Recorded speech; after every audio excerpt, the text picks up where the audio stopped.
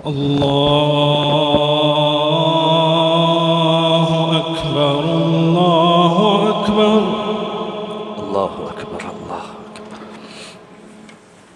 الله أكبر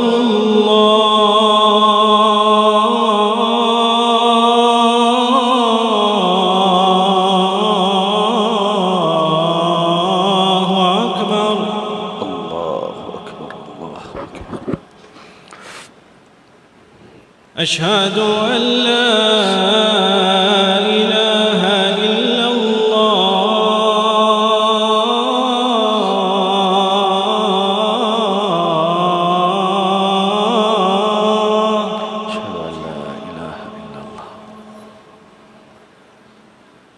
أشهد أن لا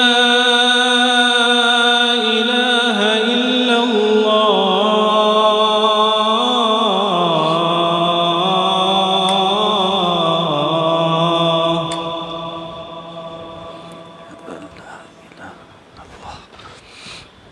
أشهد أن محمدًا رسول الله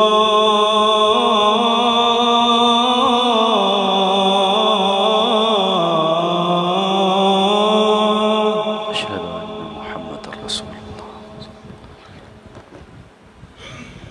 أشهد أن محمدًا رسول الله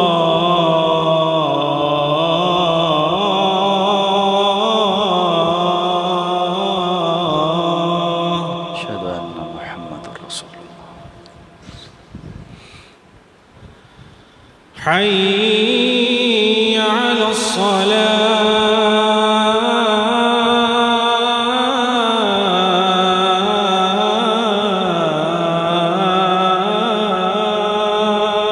لا حول ولا قوة إلا حي على الصلاة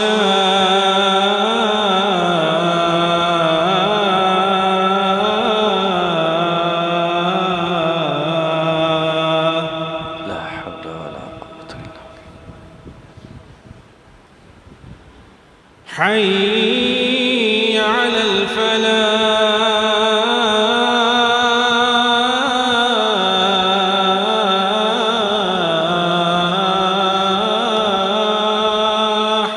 لا حول ولا قوة إلا حي على الفلاح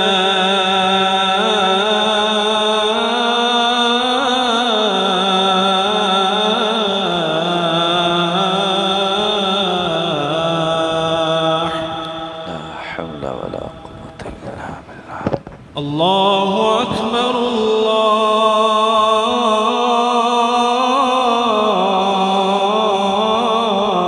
الله أكبر الله أكبر الله أكبر لا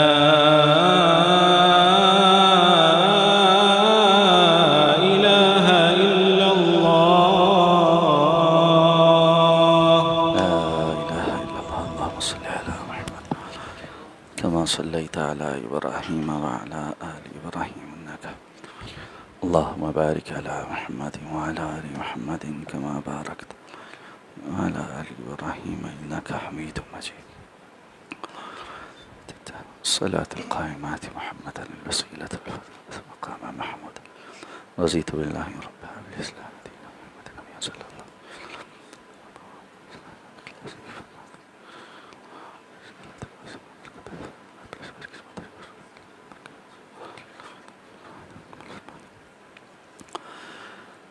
السلام عليكم ورحمة الله وبركاته إن الحمد لله نحمده ونستعينه ونستغفره ونؤمن به ونتوكل عليه ونعوذ بالله من شرور أنفسنا ومن سيئات أعمالنا من يهده الله فلا مضل له ومن يضلله فلا هادي له وأشهد أن لا إله إلا الله وحده لا شريك له وأشهد أن محمدًا عبده ورسوله اللهم صل على محمد وعلى آل محمد كما صليت على إبراهيم وعلى آل إبراهيم إنك حميد مجيد. اللهم بارك على محمد وعلى آل محمد كما باركت على إبراهيم وعلى آل إبراهيم إنك حميد مجيد. أما بعد، فإن خير الحديث كتاب الله، وخير الهدي هدي محمد صلى الله عليه وسلم، وشر الأمور محدثاتها، وكل محدثة بدعة، وكل بدعة ضلالة، وكل ضلالة في النار. رب اشرح لي صدري ويسر لي أمري واحلل عقدة من لساني يفقه قولي. اللهم انفعنا بما علمتنا وعلمنا ما ينفعنا وزدنا علما. رب أعوذ بك من همزات الشياطين وأعوذ بك رب أن يحضرون. أما بعد، فأعوذ بالله من الشيطان الرجيم. وما هذه الحياة الدنيا إلا لهو ولعب وإن الدار الآخرة لهي الحيوان لو كانوا يعلمون. فإذا ركبوا في الفلك دعوا الله مخلصين له الدين فلما نجاهم إلى البر إذا هم يشركون ليكفروا بما آتيناهم وليتمتعوا فسوف يعلمون. أولم يروا أنا جعلنا حرما آمنا ويتخطف الناس من حولهم أفبالباطل يؤمنون وبنعمة الله يكفرون. ومن أظلم ممن افترى على الله كذبا أو كذب بالحق لما جاءه أليس في جهنم مثوى للكافرين والذين جاهدوا فينا لنهدينهم سبلنا وَإِنَّ اللَّهَ لَمَعَ الْمُحْسِنِينَ. سورہ العنکبوت، اس کی یہ آخری آیات آپ کے سامنے تلاوت کی گئی ہیں، اور جیسا کہ عرض کیا گیا تھا، آج اس سورہ مبارکہ پر ہمارا یہ آخری خطبہ ہوگا اور یہ سورہ انشاءاللہ مکمل ہو جائے گی. اللہ تعالیٰ سے اس دعا کے ساتھ کہ جو کچھ کہا سنا گیا اس کی سمجھ عطا فرمائے، اس کو دل کے اندر بٹھانے کی توفیق عطا فرمائے اور اس کے مطابق عملی زندگی میں اصلاح کرنے کی توفیق عطا فرما دے. سورت کے ابتدا سے موضوع اس سورت کا کہ اللہ تعالیٰ نے انسان کو اس دنیا میں امتحان کے طور پر، آزمائش کے طور پر بھیجا ہے، اور دنیاوی زندگی میں ایمان کا دعویٰ کرنے کے بعد اللہ تعالیٰ نے ہر طرح سے پرکھنا ہے کہ کون اس دعوے میں سچا ہے اور کون کھوٹا ہے. اور پھر اہل ایمان کی مثالیں بھی ذکر ہوئیں اور انبیاء کی قوموں کا تذکرہ ہوا کہ جنہوں نے اس دعوت کے پہنچنے پر ہٹ درمی دکھائی، انکار کیا اور پھر بالآخر اپنے انجام کو پہنچے. اس لیے اس بات کا حکم بھی دیا کہ اگر تمہیں یہ لگے کہ کسی جگہ پر تم اللہ رب العزت کے احکامات پر صحیح طریقے سے عمل پیرا نہیں ہو سکتے تو اللہ کی زمین وسیع ہے، ایسی جگہ پر جا کر سکونت اختیار کرو جہاں تم صرف اللہ کی عبادت کرو. ہجرت کے راستے میں انسان کے جو خدشے اور اندیشے آ جاتے ہیں ان کا تذکرہ فرمایا، اور واشگاف الفاظ میں یہ سمجھا دیا گیا کہ اللہ رب العزت ہی تمہیں رزق عطا فرماتا ہے. رزق کے جو ذرائع اللہ نے یہاں رکھے ہیں، جہاں تم ہجرت کر کے جاؤ گے وہاں پر بھی وہ ذرائع موجود ہیں.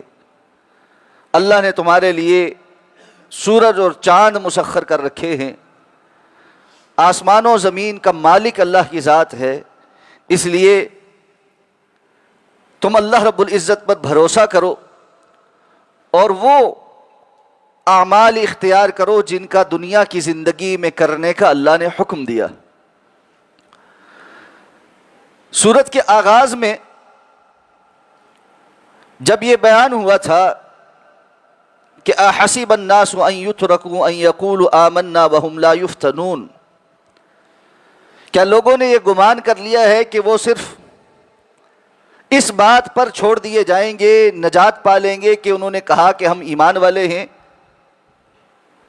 اور ان کا امتحان نہیں ہوگا، ان کو فتنے میں مبتلا نہیں کیا جائے؟ اور پھر فرمایا تھا کہ ہم نے ان سے پہلوں کو بھی آزمایا تھا۔ اس کے بعد فرمایا تھا کہ من کان یرجو لقاء اللہ فإن اجل اللہ لآت، جو بندہ اللہ کی ملاقات کی امید رکھتا ہے تو وہ جان لے کہ اللہ کا مقرر کردہ وقت آیا ہی کھڑا ہے۔ قرآن مجید کا عموماً یہ اسلوب ہے کہ اللہ تعالی جس صورت میں جس موضوع کا آغاز کرتے ہیں، اختتام پر بھی اس کا ایک خلاصہ بیان ہوتا ہے۔ اس موضوع سے متعلقہ تفصیل بیان ہونے کے بعد واپس اس کا اعادہ ہوتا۔ یہاں اعادہ اس انداز میں ہے کہ شروع میں کہا تھا جو اللہ رب العزت کی ملاقات کا ارادہ رکھتا ہے، امید رکھتا ہے، تو وہ وقت قریب ہے۔ اب سمجھایا کہ وما هذه الحیات الدنیا الا لهو ولعب وان الدار الاخرة لهي الحیوان لو كانوا يعلمون۔ دنیا کی یہ زندگی گویا کہ ایک کھیل تماشا ہے، جس طرح کوئی بھی کھیل ایک مقررہ مدت تک کے لیے ہوتا ہے اور اس کی اپنی اصل حقیقت اور اساس کوئی نہیں ہوتی۔ اصل حقیقت جو اصل زندگی ہے اس کی ہوتی۔ ابھی ورلڈ کپ فٹ بال کا سیزن گزرا ہے، دنیا بڑی اس کے پیچھے جنون میں مبتلا ہوئی اور پوری دنیا نے بڑا وقت اور پیسہ لگایا۔ اس کے بعد کیا ہوا؟ وہ سیزن ختم ہو گیا، اس کا فائنل آیا اور بات مکمل ہو گئی۔ اب اس کے بعد پیچھے اصل زندگی ہے۔ تو دنیا کے اندر جس طرح کوئی سیزن ختم ہوتا ہے، کوئی میچ ختم ہوتا ہے اور انسان اصل زندگی کی طرف لوٹتا ہے کہ سارا وقت فٹ بال کے گراؤنڈ میں اور کرکٹ کے گراؤنڈ میں نہیں بیٹھا جا سکتا، کچھ اور بھی کرنا ہے۔ بالکل اسی طرح دنیا کی زندگی بھی ایک کھیل تماشے کی حیثیت رکھتی ہے اور ہم سب نے پلٹ کر اصل زندگی کی طرف جانا۔ وَإِنَّ الدَّارَ الْآخِرَةَ لَهِيَ الْحَيَوَانُ، یہ آخرت کا گھر، یہ اصل زندگی۔ لیکن معاملہ کیا ہے؟ لَوْ كَانُوا يَعْلَمُونَ، کاش کہ یہ علم رکھتے۔ معلوم ہونا اور بات اور اس پر یقین ہونا دوسری بات۔ ہمیں علم ہے، ہم مانتے بھی ہیں کہ ہاں آخرت کا گھر اصل ہے، لیکن اس پر یقین رکھتے ہوئے عملی زندگی میں فیصلے الا من رحم ربی، جس پر اللہ کی خاص رحمت و وہی کر رہا ہے، باقی سب ایک بھیڑ چال ہے، ایک دوسرے کی دیکھا دیکھی ہے اور اس کے مطابق فیصلے۔ اس لیے میرے بھائی، ان امتحانوں اور آزمائشوں میں، اس امتحان گاہ میں ایمان کے دعوے پر ثابت قدمی اختیار کرنے میں صرف وہی کامیاب ہو سکتا ہے جو آخرت کو اپنا مطمع نظر بنا، جس کے سامنے آخرت کا اجر اور اللہ رب العزت کے سامنے پیش ہو کر دنیا کی زندگی کے حساب دینے کے مراحل موجود رہیں، وہی حرام سے بچنے کے فیصلے کرے گا، وہی حلال پر کاربند رہے گا، وہی تکلیفوں پر صبر کرے گا، وہی آزمائشوں میں پورا اترے گا، اور وہی اللہ پر بھروسہ کرے۔ اس لیے فرمایا فَإِذَا رَكِبُوا فِي الْفُلْكِ، جب یہ کشتی میں سوار ہوتے ہیں، دعوا اللہ مخلصین لہ الدین، اللہ کو پکارتے ہیں دین کے معاملے میں بڑے مخلص ہو کر، اللہ کے سوا کسی اور کا اس وقت ذہن میں نہیں آتا۔ ان کو معلوم ہے سمندر کی لہروں کو کنٹرول میں رکھنے والی ذات صرف اللہ کی ہے، اللہ کے سوا کوئی نہیں جو وہاں پر بچا سکے۔ لیکن حالت کیا ہے؟ فَلَمَّا نَجَّاهُمْ إِلَى الْبَرِّ، جب وہ ان کو خشکی کی طرف نجات عطا فرماتا ہے، اِذَا هُمْ يُشْرِكُونَ، تو فوراً سے ہی یہ شرک کرنے لگ جاتے ہیں۔ مشرکین مکہ سمندری سفروں پر جاتے تھے، اللہ نے ان کا حال بیان کیا ہے، دوسری جگہ تفصیل کے ساتھ بھی بیان کیا ہے کہ جب بڑی بڑی موجیں آ کر ان کو گھیر لیتی، طوفان آتے ہیں اور یہ ہر طرف سے مایوس ہو جاتے ہیں، تو ایک دوسرے کو کہنے لگ جاتے ہیں کہ اب تو اللہ کو ہی پکارو، اللہ کے سوا کوئی کچھ نہیں کر سکتا۔ اکرمہ بن ابی جہل ان لوگوں میں سے ہیں جن کو فتح مکہ پر معافی نہیں ملی تھی، اور جن کے بارے میں حکم یہ تھا کہ کعبہ کے غلاف کے ساتھ لپٹے ہوئے بھی ملیں گے تو ان کو قتل کیا جائے۔ ان کو خبر ہوئی، فرار ہو کر جدہ کے راستے ساحل سے دور جانے لگے کہ کہیں پکڑا نہ جاؤ۔ کشتی جب بیچ سمندر کے پہنچی، ڈولنے لگی، طوفان آیا، تو پہلے تو لات منات عزا ہبل سارے پکار لیے۔ جب طوفان سخت ہو گیا تو کہنے والا کہنے لگا بھائی اللہ کو ہی پکارو، اللہ کے سوا کوئی کچھ نہیں کر سکتا۔ جب یہ بات ہوئی تو دل نے اور ضمیر نے کچوکا لگایا کہ محمد الرسول اللہ صلی اللہ علیہ وسلم سے ہمارا اختلاف تو اسی بات کا، آپ یہ دعوت دیتے ہیں کہ اللہ کے سوا یہ لات منات عزا ہبل کچھ نہیں کر سکتے، اور ہم یہ کہتے ہیں یہ اللہ کے شریک ہیں، یہ سارا کچھ کرتے ہیں۔ اللہ سے دعا کی یا اللہ آج اگر تو نے مجھے یہاں سے نجات عطا فرما دی تو کلمہ پڑھ کے مسلمان ہو جاؤ۔ اللہ نے خیری سلامتی ساحل پر اتارا، واپس ہوئے، رسول اللہ صلی اللہ علیہ وسلم کے پاس پہنچ کر کلمہ پڑھ کر مسلمان ہو گئے کہ یہ دعوت سمجھ آ گئی عملی طور پر کہ اللہ کے سوا کوئی کچھ نہیں کر سکتا۔ لیکن زیادہ تر کی حالت کیا ہے؟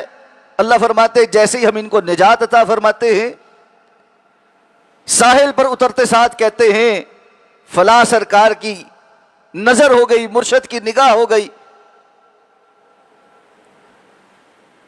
فلاں ہمارے بیڑے پار لگاتا ہے۔ شرک کی یہ کیفیت آج اس سے بدتر انداز میں موجود ہے۔ اللہ رب العزت کو پکارنے کے بجائے آپ کتنے ہی پاکستان کے ساحلوں پر جا کر دیکھیں یا دریاؤں پر جا کر دیکھیں، جو کشتیاں ہیں انہوں نے شرکیہ یہ دعوے اور نعرے لکھ کر لگائے ہوئے۔ اب اللہ فرماتے ہیں لِيَكْفُرُوا بِمَا آتَيْنَاهُمْ، ان کا ایسا کرنا جو کچھ ہم نے ان کو دے رکھا ہے اس کی ناشکری۔ وَلِيَتَمَتَّعُوا، اور یہ کچھ دیر فائدہ اٹھا لے۔ فَسَوْفَ يَعْلَمُونَ، ان قریب یہ جان لیں گے، جب دنیا کی زندگی ختم ہوگی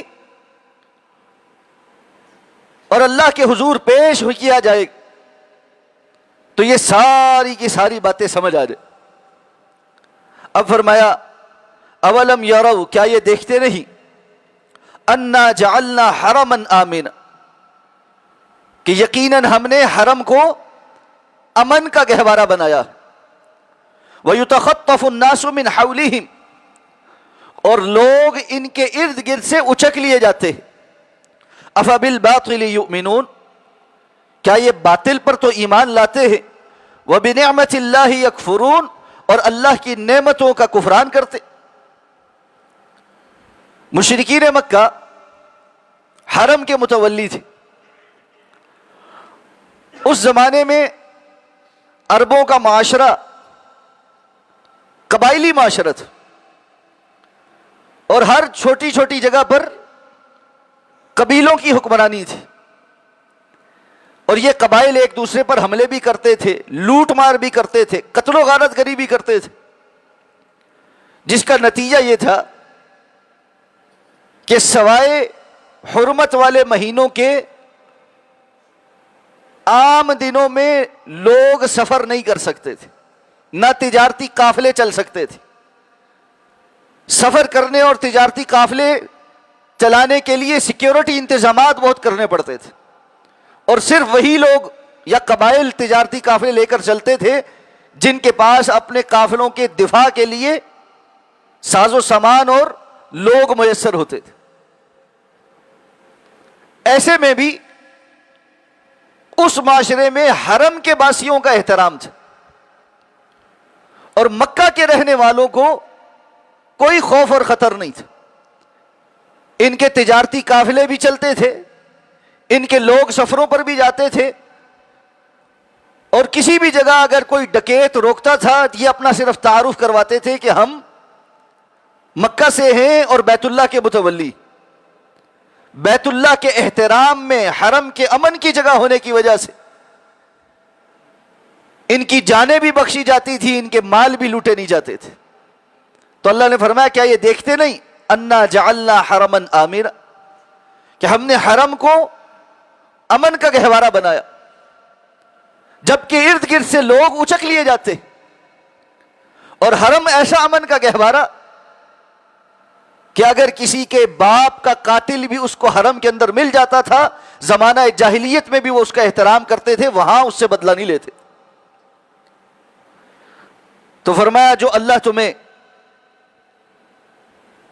تری کے اندر، سمندروں کے اندر، پانیوں کے اندر مشکل حالات سے خشکی پر اتارتا ہے، اور جو خشکی پر تمہیں امن کے ساتھ رکھے ہوئے ہے اس کو چھوڑ کر افبالباطل یؤمنون، تم باطل پر ایمان لاتے ہو.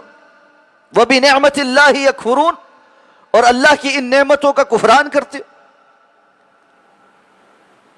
ومن اظلم ممن افترى علی اللہ کذبا، اس سے بڑا ظالم کون ہے جو اللہ پر جھوٹ باندھتا ہے. او کذب بالحق لما جاءہ، یا حق کو جھٹلاتا ہے جب وہ حق اس کے پاس آن پہنچا. الیس فی جہنم مثوی للکافرین، کیا جہنم کے اندر کافروں کا کوئی ٹھکانہ نہیں ہے؟ یہ استہزاء کے لیے اور استفہام تاکید کے لیے ہے، سوال صرف پوچھنے کے لیے نہیں ہے، بلکہ یہ تاکید کرنے کے لیے کہ جہنمیوں میں کافر لوگوں کا ٹھکانہ جہنم ہی ہے. اب فرمایا یہ ان ساری باتوں کو سمجھنے کے باوجود اللہ پر جھوٹ باندھتے. اور اللہ پر جھوٹ باندھنا کیا ہے؟ کہ یہ جو بت تراش کر ہم نے رکھے ہیں یہ صلاحیتیں رکھتے ہیں کہ اللہ نے اپنی جو صفات ہیں اور اپنے جو افعال ہیں وہ ان کے ذمے لگائے. اللہ رزق دیتا ہے، اللہ نے یہ صلاحیت فلاں بت کو دے دی. اللہ اولاد دیتا ہے، اللہ نے یہ والی صلاحیت فلاں بت کو دے دی. اللہ بگڑیاں سنوارتا ہے، اس نے یہ فلاں بت کو یہ صلاحیت دی اللہ نے یہ ہے، اب یہ صلاحیت اس کے پاس.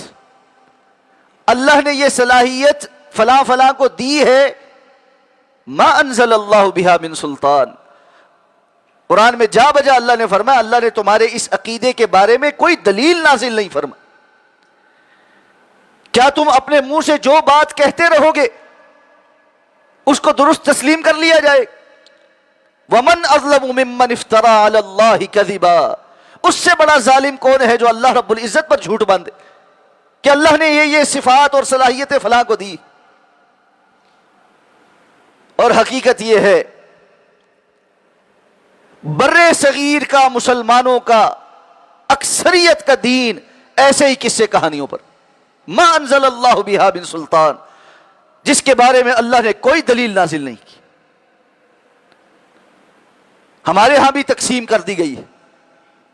سب سے بڑا جھوٹ وہ یہ ہے کہ اللہ کی طرف سے دین اسلام میں ایک رستہ شریعت کا ہے اور ایک رستہ طریقت کا. شریعت ظاہری اعمال کا نام ہے، طریقت باطنی چیز ہے، اور اس کی وجہ سے شرعی احکامات کے مکلف عام لوگ ہوتے ہیں، طریقت خاص لوگوں کا رستہ ہے. یہ سینہ و سینہ چلتا ہے اور اس کے نتیجے میں طریقت والے لوگوں کو ہر قسم کی کھلی چھٹی ہے.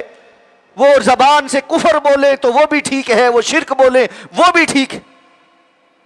یہاں تک کہ کوئی اٹھ کر یہ کہے کہ انا الحق، میں ہی حق ہوں، میں ہی اللہ ہوں، واللہ فی جبتی اللہ، اللہ کی قسم میرے اس جبے کے اندر اللہ رہتا ہے. اور پھر یہ چھوڑ کر اگر وہ یہ دعویٰ کرنے لگ جائے کہ دنیا میں وحدت الوجود ہے، اصل وجود ایک ہی ہے جو اللہ کا ہے، باقی سارے وجود اللہ کی ذات سے نکلے ہیں، کل کائنات اللہ ہی ہے، اور پھر وحدت الشہود ہے، ہر چیز میں مجھے اللہ ہی نظر آتا ہے، تو نتیجہ یہ ہے اس کے ہاں کا جانور بھی نعوذ باللہ اللہ ہے، ان کے ہاں کی اینٹ اور ریت اور مٹی اور گارا بھی اللہ ہے، انسان بھی اللہ ہے، حیوان چرند پرند بھی اللہ. ومن اظلم ممن افترى علی اللہ کذبا. اس سے بڑا ظالم کون ہے جو اللہ پر جھوٹ باندھے. او کذب بالحق لما جاء، یا پھر حق کو جھٹلا دے جبکہ حق اس کے پاس آتا ہے.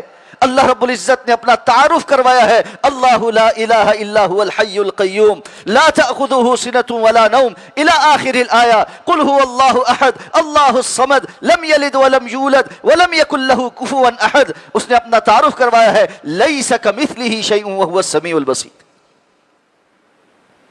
جب یہ پڑھ کے سنایا جائے تو جھٹلا دیا جائے، نہ مانا جائے اور کہا جائے آپ کو پتہ ہی نہیں ہے، آپ اس رستے کے مسافر نہیں. یہ تو شریعت کی باتیں ہیں. طریقت والے اور ہوتے ہیں، اور پھر طریقت والے کون ہوتے ہیں؟ انہوں نے اپنے لیے ہر چیز علیحدہ بنائی ہے. دنیا میں ابدال ہے، قطب ہے، ان کے اوپر غوث ہے، سارے کے سارے معاملات ابدالوں کے سامنے پیش ہوتے ہیں. ان کے بس سے باہر نکل جائیں قطبوں کے سامنے پیش ہوتے ہیں، وہاں سے بس سے باہر نکل جائیں تو غوث اعظم کے سامنے پیش ہوتے ہیں. اور غوث اعظم کے جو اختیارات ہیں والعیاذ باللہ نقل کفر نباشد، وہ اللہ رب العزت سے بھی اوپر کے ہیں. اللہ کسی کے متعلق یہ حکم دے دے کہ اس کی موت آج ہوگی، اور غوث اعظم یہ فیصلہ کر دے کہ یہ نہیں مرنا چاہیے، تو وہ فرشتے کو حکم دیتا ہے کہ اللہ کا یہ حکم واپس پلٹا، اور وہ پلٹا دیتا. والعیاذ باللہ کیا قصے اور کہانیاں. تو بر صغیر کا یہ میڈن بر صغیر دین جو انڈیا میں، پاکستان میں، بنگلہ دیش میں پایا جاتا ہے. مشرکین مکہ کھڑی مورتیوں کو پوجتے تھے، یہ لیٹی ہوئی مورتیوں کو پوجتے ہیں. مزاروں کے نام پر ڈھیروں مورتیاں، سجدے ہیں، نظر نیازیں ہیں، طواف ہیں، منتیں ہیں، مرادیں ہیں. یہاں تک کہ کسی مزار کے باہر لگا ہوا گدا دھاگا وہ بھی ہمارے ہاں کرنے والا ہے. جا جا کے وہ غلیظ دھاگے باندھ باندھ کے بچوں کے گلوں میں، ہاتھوں پر، اپنے اوپر، سمجھتے ہیں یہ ہماری حفاظت کرتا ہے.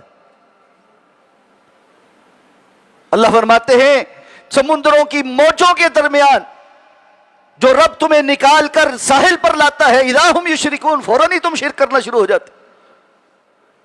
یہاں تو حال یہ ہے ذرا سی زندگی کے اندر کوئی کمی اور کوتاہی لگی نہیں اور فوراً غیر اللہ کی طرف رجوع شروع ہو گئی. اور اچھے بھلے دین سمجھنے والے لوگوں کا ہمارے حالات ٹھیک نہیں چل رہے، لگتا ہے کسی نے کچھ کرا دیا.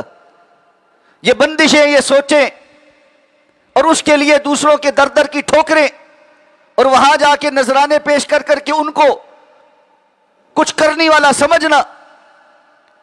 یہ جو ہر گلی کے نکڑ کے اوپر اور تھڑے کے اوپر ایک عامل بیٹھا ہے اور اس کی دکان چل رہی ہے، یہ ہماری وجہ سے چل. تھوڑا سا ہوش کا ناخن لے، یہ کچھ کرنے کے قابل ہوتا تو چند ٹکوں کے عوض اس طرح اس تھڑے پر بیٹھا ہوتا. یہ اپنے لیے سب سے پہلے خیر کیوں نہ سمیٹتا؟ یہ اپنے لیے خیر کے راستے کیوں نہ کھول لیتا؟ یہ آپ کے اور میرے بندش کے، رزق کی بندش کے دروازے کھولتا ہے، یہ اپنے لیے کیوں نہ کھولتا؟ یہ دنیا جہان کے دھوکے باز فراڈ یہ اس لیے اپنا کاروبار چمکائے ہوئے ہیں کہ میں نے اور آپ نے سچے اور سچے دین کی دعوت کو جھٹلا دیا. او کذب بالحق لما جاء. اس سے بڑا ظالم کون ہے جو جب حق بات اس تک پہنچتی ہے اس کے باوجود اس کو جھٹلا دیتا؟ آپ کو نہیں پتا جی، ہمیں نہیں پتا، اللہ اور اللہ کے رسول صلی اللہ علیہ وسلم کو تو پتا. اللہ نے جو کچھ قرآن میں نازل کیا ہے، محمد الرسول اللہ صلی اللہ علیہ وسلم نے جو اپنی زبان مبارک سے ادا کیا ہے، اس میں سے تو نکال کر دکھاؤ کہ جو تمہارا دعویٰ ہے اس میں کوئی سچائی ہے. اگر اللہ اور اللہ کے رسول نے یہ بات بیان کی ہے کہ فلاں کو اللہ نے اختیار دیا اور فلاں کو اختیار دیا ہے تو ہمیں اس کو ماننے میں کوئی عار نہیں ہے. لیکن ساری دنیا مل کر یہ دعوے کرتی رہے لیکن کتاب و سنت میں وہ دعویٰ ثابت نہ ہو، ہم اس کو ماننے کو تیار نہیں. ابراہیم علیہ السلام نے یہی دعوت اپنے اہل علاقہ کو دی تھی، اپنے باپ کو دی تھی، بادشاہ وقت کو دی تھی کہ تم سب جن کو اللہ رب العزت کو چھوڑ کر معبود بنائے ہوئے ہو، یہ تمہارے سامنے ٹوٹے پھوٹے گرے پڑے ہیں، ان میں سے یہ بڑا کھڑا ہے، اس سے پوچھ کر بتاؤ یہ کارستانی کس کی ہے؟ جھٹ سے کہنے لگے تمہیں پتا ہے، یہ بولتے نہیں. ابراہیم علیہ السلام نے یہی فرمایا تھا تمہاری اس سوچ کے اوپر تف ہے، افسوس ہے کہ جانتے ہو یہ بولتے نہیں ہیں، تمہارے سامنے ان کا کسی نے تیا پانچا ایک کر دیا، ٹکڑے ٹکڑے کر دیا، یہ بڑا کھڑا ہے، یہ باقی سارے گرے پڑے ہیں، یہ اپنا دفاع نہیں کر سکے، اپنی حفاظت نہیں کر سکے، یہ تمہاری بگڑیاں کیسے سنوارے؟ جو فوت ہو گیا، جس کو غسل دیا گیا، جس کو کفن پہنایا گیا، جس کو اٹھا کر اس کا جنازہ پڑا گیا، زمین کے اندر لٹا دیا گیا، اوپر سے تختے رکھ کر مٹی ڈال دی گئی، دفن کر دیا گیا، اس وقت تک تو وہ کوئی اختیار نہیں رکھتا تھا کہ اپنے مرنے کے بعد یہ سارے کام خود کر لیتا. وہ دوسروں کا محتاج تھا، وہ چار کندھوں کا محتاج تھا، وہ قبر کے اندر پہنچتے ساتھ کرنے والا ہو گیا، وہ حاجت روائی کے قابل ہو گیا، وہ مشکل کشائی کے قابل ہو گیا، وہ لوگوں کی سننے پر قادر ہو گیا. اللہ رب العزت نے ان ساری باتوں کو اور مشرکانہ ان تمام سوچوں کو باطل قرار دیا. فَبِالْبَاطِلِ يُؤْمِنُونَ. کیا یہ باطل پر ایمان لاتا؟ اللہ پر ایمان کے تقاضے یہ ہے اس حی القیوم ذات پر ایمان لایا جائے جو سمیع بصیر ہے، علی کل شیء قدیر ہے، جس کے سوا کوئی قدرت نہیں رکھتا، اور انسان کو بھرپور کامل یقین ہو کہ جو اللہ عطا فرمائے گا وہ کوئی روک نہیں سکتا، اور جس چیز کو اللہ نے روک دیا وہ کوئی دے نہیں سکتا. اب لوگ کہتے ہیں باتیں اتنی ہو گئی ہیں سمجھ نہیں آتا کون صحیح کہہ رہا.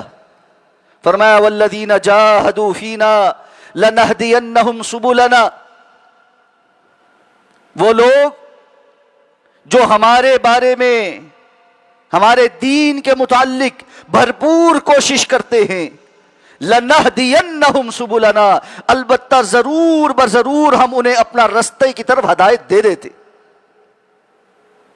یہ ہو نہیں سکتا کہ بندہ اللہ کا سیدھا سچا ستھرا دین سیکھنا چاہے اور اللہ رب العزت کی طرف سے کوئی اہتمام نہ ہو اس کو اس دین کے لیے ہدایت کا۔ انسان کے اپنے اندر اخلاص ہونا چاہیے، کھوٹ نہیں ہونا چاہیے، اس کی کوشش درست ہونی چاہیے، اللہ رب العزت اس کو سیدھے سچے صاف ستھرے دین کی طرف ہدایت عطا فرما دیتے۔ سورت کے ابتدا میں بھی یہی فرمایا تھا، جب فرمایا تھا من کان یرجو لقاء اللہ فإن اجل اللہ لآت، اس سے اگلی آیت میں فرمایا تھا ومن جاہد فإنما یجاہد لنفسہ، جو کوئی کوشش کرتا ہے وہ جان لے اللہ پر اس کا کوئی احسان نہیں ہے، وہ اپنے لیے ہی کوشش کر رہا ہے۔ اور اللہ فرماتے جو ایسی کوشش کرتا ہے لنہدینہم سبلنا، ہم ضرور اس کو ہدایت کے راستے بتا دیتے۔ ہدایت کے راستے کے لیے جب بات کی جائے تو آگے سے جواب آتا ہے دعا کر دے، اچھی بات، ہم تو دعا کریں گے اللہ مجھے بھی اور آپ کو بھی ہدایت عطا فرمائے۔ کبھی دفتر جانے کے بجائے مولانا صاحب کو کہا کیجئے کہ ذرا آج دعا کر دیجئے میں دفتر نہیں جا رہا۔ دکان کھولنے کے بجائے کہا کرے دعا کر دے، چھوڑے دکان کھولنے کی کیا ضرورت ہے، دعا کر دیجئے۔ دکان کھولتے ہیں پھر دعا کرتے ہیں، دفتر جاتے ہیں پھر دعا کرتے ہیں، سبب اختیار کرتے ہیں اور پھر دعا کرتے ہیں۔ ایک دین کا معاملہ ہے جہاں سارے کا سارا معاملہ بس دعا پہ چل، عمل کوئی اختیار کرنے کو تیار نہیں، الا من رحم ربی۔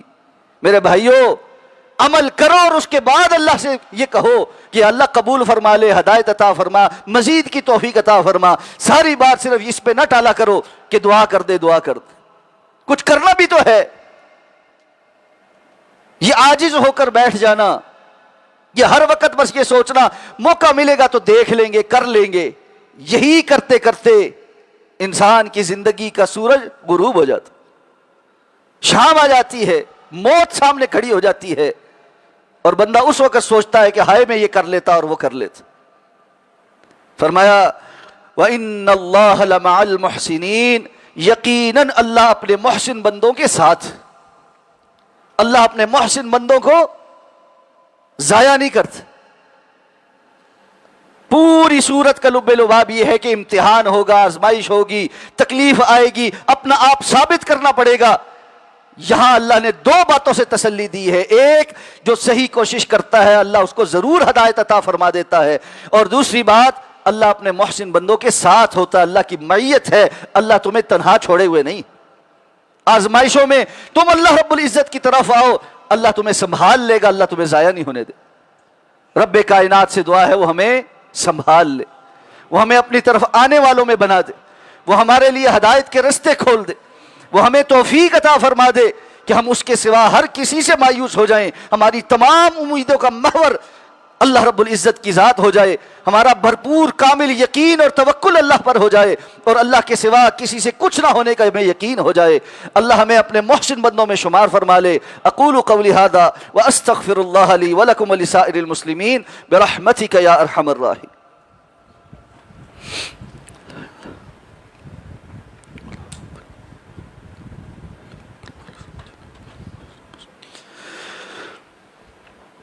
ان الحمد لله نحمده ونستعينه ونستغفره ونؤمن به ونتوكل عليه ونعوذ بالله من شرور انفسنا ومن سيئات اعمالنا، من يهده الله فلا مضل له ومن يضلله فلا هادي له، واشهد ان لا اله الا الله وحده لا شريك له، واشهد ان محمدا عبده ورسوله۔ اللهم اغفر لنا ولوالدينا ولأساتذتنا ولجميع المؤمنين والمؤمنات والمسلمين والمسلمات الأحياء منهم والأموات، إنك قريب مجيب الدعوات يا رب العالمين۔ اللهم ارحم على أحوالنا ولا تنظر إلى سوء أعمالنا، اللهم إنا نسألك الهدى والتقى والعفاف والغنى، ربنا لا تزغ قلوبنا بعد إذ هديتنا وهب لنا من لدنك رحمة إنك أنت الوهاب، يا مقلب القلوب ثبت قلوبنا على دينك، يا مصرف القلوب صرف قلوبنا على طاعتك، سبحان ربک رب العزة عما یصفون وسلام علی المرسلین والحمد للہ رب العالمین.